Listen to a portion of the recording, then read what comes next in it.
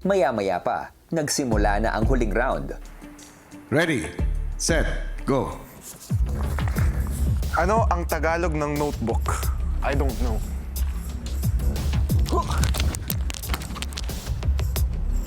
Tama.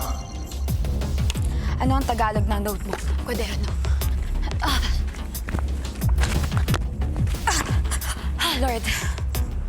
Kung tila naging mabilis ang mga nauna, ang mga sumunod naman, tila nalito. Ready, set, go. Basahin ng malakas. Ay, sorry po. Ano ang Tagalog ng notebook? Tama. Basahin ng malakas. Ano ang Tagalog ng notebook?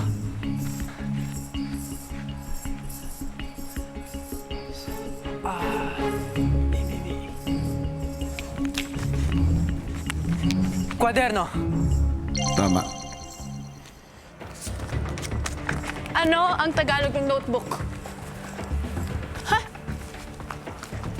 Ito ba? Mali.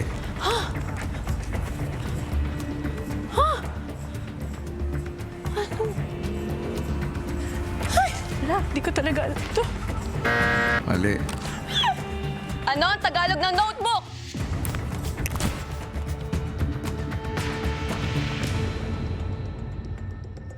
Maya-maya pa, ang housemates tinipon ni Kuya para sa resulta ng huling round. Oras na para malaman kung sino ang tatlong magmamayari ng anting-anting o agimat at ang tatlong housemate na pipili ng magiging kamyembro nila na bubuo sa kanilang mga grupo. Para sa ikatlong round na inyong dinaanan, una kong sasabihin ang nagtala ng pinakamabagal na oras. Ikaw ang nakakuha ng 6th place. Sofia. Ang susunod naman ay nakatapos sa 28.46 seconds. Ikaw ay 5th place.